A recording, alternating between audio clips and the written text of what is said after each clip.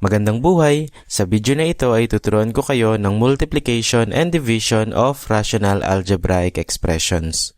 Simulan natin dito sa example number 1. So, imumultiply natin itong dalawang rational algebraic expression. So, ang kailangan natin gawin ay i-factor bawat isa and then mag-cancel tayo mamaya ng mga common factor. So, dito muna tayo sa taas. So, i-factor lang natin dito. So, isulat natin yung 3. And then, yung x squared, gawin natin siyang dalawang x. So, x times x. Dahil 2 yung exponent, dalawa yung x. And then, yung y, 3 yung exponent, kaya gawin natin tatlong y. So, times y, times y, times y. Dito naman sa ilalim, meron tayong z raised to 4. So, dahil 4 yung exponent, gawin natin dito ang 4 na z. So, z times z ng 4 na beses. And then, multiply, copy lang natin dito sa gitna. And then 5, lagay lang natin dito sa taas. And then meron tayong z raised to 6. So, lagay natin dito ng 6 na beses yung z. So, z times z hanggang sa maka-6 na tayo. Sa ilalim naman ay i-factor din natin itong 6. So, ang factor niya ay 2 times 3 or 3 times 2. So, lagay lang natin dito. And then, sulat natin yung xy as x times y. Okay, so na-factor na natin lahat ito. So, ang kailangan natin gawin ay i-cancel yung mga common factor na meron sa taas at meron din sa baba. So, as you can see, merong 3 sa taas at meron ding 3 sa baba. So, pwede nang i-cancel yan. Itong x na to at itong x, pwede rin i-cancel. And then, pwede rin tayong mag-cancel ng isang y sa taas at isang y sa baba. Sa z naman, meron tayong 4 dito sa ilalim. So, pwede tayong mag-cancel ng 4 dito sa taas. So, i-cancel natin isa-isa. Tig-4. So, 4 na z yung na-cancel sa taas, 4 na z yung na-cancel sa baba. And then, kapag wala nang pwedeng i-cancel, ay pagsamasamahin na lang natin kung ano yung mga natira sa taas. So, dito sa taas, ang natirang number na lang ay 5. And then, ang natira na lang ay x. And then, meron tayong dalawang y, kaya gawin natin dito y squared. So, dahil dalawa yung natira, 2 yung naging exponent ng y. And then, meron tayong dalawang z, so gawin natin z squared. Sa ilalim naman, ang natira na lang ay itong number 2. So, ito na yung ating sagot sa example number 1.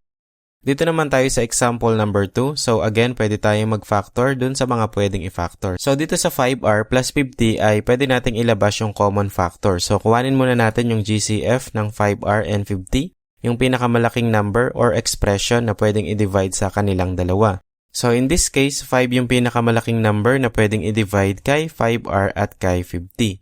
So, ang gawin natin, isulat natin itong 5r dito sa ilalim and then divide natin sa GCF na 5.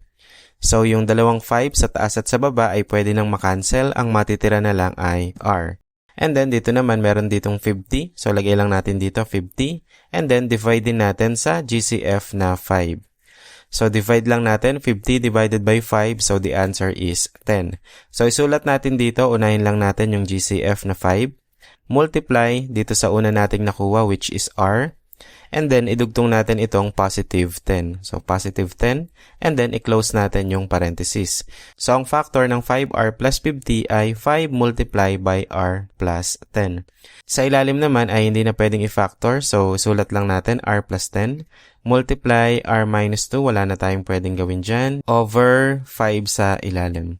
So, again, pwede tayong mag-cancel ng mga factor na meron sa taas at meron sa baba. So, as you can see, parehas merong 5 sa taas at 5 sa baba. So, pwede na nating i-cancel yan. Merong r plus 10 sa taas, meron ding r plus 10 sa baba. So, pwede na rin nating makancel. So, ang natira na lang ay r minus 2. So, lagay natin dito r minus 2. At iyan na yung ating sagot sa example number 2. Dito naman tayo sa example number 3. So, as you can see, divide na yung ating operation. So, yung unang dalawang example ay parehas multiply. So, sa multiplication of fraction, ang ginagawa natin ay nagko-cross multiply tayo or minumultiply natin sa reciprocal nung pangalawang fraction. So, ganun din yung gagawin natin dito. So, copy natin itong unang expression. And then, instead na divide, ay gawin nating multiply. And then, baliktarin natin itong pangalawa. So, yung 8n minus 48 na nasa baba, gagawin natin, lalagay natin siya dito sa taas. Yung 4n naman na nasa taas kanina, ilalagay natin dito sa ilalim. So, as you can see, nabaliktad lang itong pangalawa. Yung 4n na nasa taas kanina, napunta sa ilalim. At yung 8n minus 48 na nasa ilalim, napunta naman sa taas. And then, kung ano yung ginawa natin kanina sa multiplication, ganun din yung gagawin natin dito. And again, para ma-multiply natin ito ay kailangan nating i-factor yung mga pwedeng i-factor. So itong unang part, wala na tayong pwedeng i-factor dyan, so copy na lang natin. And then multiply. Dito sa 8n minus 48, meron siyang common factor, so ilabas lang natin yun.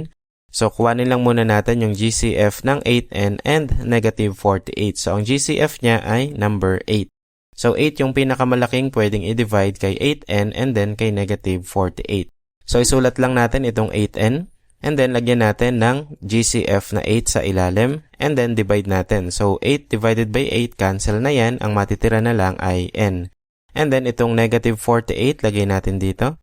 Lagyan natin ng denominator na GCF na 8. And then, divide natin. Negative 48 divided by 8. The answer is negative 6. And then, sulat lang natin dito. Unahin natin yung GCF na 8. And then, open parenthesis, yung nakuha natin na n, lagay natin dito. At yung nakuha natin na negative 6 ay idugtong natin dito. So, minus 6 and then close natin yung parenthesis. So again, ang factor ng 8n minus 48 ay itong 8 multiply by n minus 6. Sa ilalim naman ay copy lang natin itong 4n. So again, pwede na tayong mag-cancel ng mga common factor na meron sa taas at meron sa baba. So as you can see, merong 4n sa taas, meron ding 4n sa baba. So pwede nang ma-cancel yan. Merong n minus 6 sa taas at meron ding n minus 6 sa baba. So pwede na ding ma-cancel yan. At ang natitira na lang ay itong number 8. At ito na yung ating sagot sa example number 3. Dito naman tayo sa example number 4. Again, division yung ating operation. So, ang gagawin lang natin ay babalik na rin natin itong pangalawa and then gagawin nating multiplication. So, copy lang muna natin itong first part and then lagay natin multiplication. Itong x plus 1 na nasa ilalim kanina, lagay natin dito sa taas. So, x plus 1 at itong 7x minus 7 na nasa taas, ilagay naman natin sa ilalim. And then, proceed na tayo sa multiplication. So again, ang kailangan natin gawin ay i-factor yung mga pwedeng i-factor. So dito, meron tayong x squared minus 2x plus 1. So this is a general trinomial. So pwede natin siyang i-factor. So maglagay na tayo ng dalawang open and close parenthesis. And then, kopyahin natin yung letter o yung variable, which is x. Lagay natin sa unahan ng dalawang parenthesis. And then, kuhanin natin yung factor ni 1 na kapag inad, ang sagot ay negative 2. So, ang factor niya ay negative 1 and negative 1. Dahil kapag minultiply natin yan, negative 1 times negative 1, ang sagot ay positive 1. At kapag inad naman natin, negative 1 plus negative 1, ang sagot ay negative 2. So, ito yung factor ng trinomial na to. And then, kopyahin lang natin itong nasa ilalim na x plus 1. Multiply, and then x plus 1 sa taas, copy lang natin. Sa ilalim naman ay merong common factor yung 7x minus 7. So, ilabas lang natin yan. So, kuhanin lang muna natin yung GCF ng 7x and negative 7. So, ang GCF niya ay 7. So, 7 yung pinakamalaking pwedeng i-divide kay 7x at kay negative 7. So, sulat lang muna natin 7x dito. And then, lagay natin yung denominator na GCF, which is 7. And then 7 divided by 7, so cancel na yan, matitira na lang si x. And then negative 7, copy lang natin dito. Divide natin sa GCF na 7 dito sa ilalim. And then divide lang natin, negative 7 divided by positive 7 is equal to negative 1. So isulat lang natin dito, unahin lang natin yung GCF na 7. Multiply dito sa una nating nakuha, which is x. And then idugtong natin itong minus 1 or negative 1. And then, close natin yung parenthesis. So, dahil na-factor na natin lahat, ay pwede na tayong mag-cancel ng mga common factor na meron sa taas at meron din sa baba. So, as you can see, meron ditong x minus 1 sa taas at meron ding x minus 1 sa baba. So, pwede na yung ma-cancel. Meron ding x plus 1 sa taas, meron ding x plus 1 sa baba. So, pwede na ring ma-cancel yung dalawa na yan. So, ang natitira na lang sa taas ay itong x minus 1. Sa ilalim naman, ang natitira na lang ay itong 7. At ito na yung ating sagot sa example number 4. Dito naman tayo sa example number 5. Again, as you can see, division yung ating operation. So, kailangan nating baliktarin itong pangalawa. So, copy lang muna natin itong first part. And then yung division, gawin nating multiplication. And then yung x squared plus x minus 2 na nasa taas ay ilagay natin dito sa ilalim. At itong x squared plus 2x minus 8 na nasa ilalim, ilagay naman natin sa itaas. And then, proceed tayo sa multiplication. So again, kailangan nating i-factor yung mga pwedeng i-factor. So itong x squared minus 8x plus 7 ay general trinomial. So kuhanin natin yung factor niya. So, lagay lang natin yung variable na involved which is x dito sa dalawang unahan. And then, kuhanin natin yung factor ni 7 na kapag pinag-plus ang sagot ay negative 8. So, ang factor niya ay negative 7 and negative 1. So, dahil kapag minultiply natin yan, negative 7 times negative 1, ang sagot ay positive 7. At kapag inad naman natin yan, negative 7 plus negative 1, ang sagot ay negative 8. Sa ilalim naman, this is difference of two squares. So, ang factor niya ay sum and difference of two terms. So, lagyan na natin dito sa ilalim yung dalawang open and close parenthesis. Kuhanin natin yung square root ng ating first term which is x squared. So, ang square root ng x squared ay x. Lagay lang natin dito sa dalawang unahan x. And then, dahil sum and difference, lagay lang muna natin dito yung sum. And then, kuhanin natin yung square root ng 4 which is 2. So, lagay lang natin dito yung 2. So, kung ito ay sum, dito naman ay difference. Lagay natin minus. And then, kopyahin lang din natin yung 2. So, as you can see, this is sum and difference of two terms. So again, yung x na yan ay square root ng first term at yung 2 na yan ay square root ng second term. And then multiply. Ito namang trinomial na to ay general trinomial, so i-factor din natin yan. So lagay lang natin yung letter which is x dito sa dalawang unahan.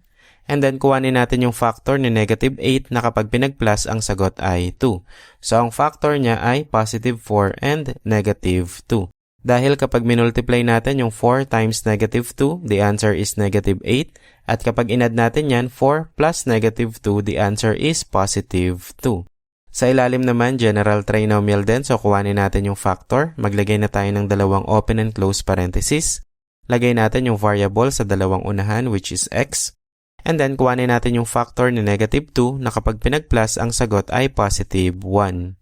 So, ang factor niya ay positive 2 and negative 1. So, dahil kapag minultiply yan, 2 times negative 1, the answer is negative 2. At kapag inad naman, 2 plus negative 1, the answer is positive 1. So, dahil na-factor na natin lahat, pwede na tayong mag-cancel ng mga common factor na meron sa taas at meron din sa baba. So, meron tayong x minus 1 sa taas, meron din tayong x minus 1 sa baba. So, pwede nang ma-cancel yan. Meron din tayong x minus 2 sa taas and then x minus 2 sa baba. Pwede na ring makancel yan. So, wala na tayong common factor sa taas at sa baba. So, isulat lang natin yung mga natira. So, meron tayong x minus 7 and then multiply by x plus 4. Sa ilalim naman, x plus 2 dito sa ilalim. And then another x plus 2. So, lagay lang natin dito. And the next step ay i-multiply lang natin ito using FOIL method. So, x times x, the answer is x squared. And then x times positive 4, the answer is positive 4x. Negative 7 times x, so the answer is negative 7x. And then negative 7 times 4, the answer is negative 28. So mamaya na natin i-simplify yan, multiply lang rin muna natin itong nasa ilalim. So using FOIL method, x times x, the answer is x squared. And then x times 2, the answer is positive 2x. And then 2 times x, the answer is also positive 2x. And then 2 times 2, the answer is positive 4. So, combine lang natin yung mga similar terms. So, copy lang natin itong x squared. And then, positive 4x minus 7x. So, the answer is negative 3x. And then, minus 28, copy lang natin yan. Sa ilalim naman, copy lang natin itong x squared. And then, 2x plus 2x. So, the answer is positive 4x. And then, copy lang natin itong plus 4. And ito na yung ating sagot sa example number 5. So yun lang, sana ay nakatulong sa inyo itong maikling tutorial na ito. Kung nagustuhan ninyo yung video, pakiclick naman yung like button at mag-subscribe na rin kayo para sa iba pang tutorial na kagaya nito. So yun lang, maraming salamat.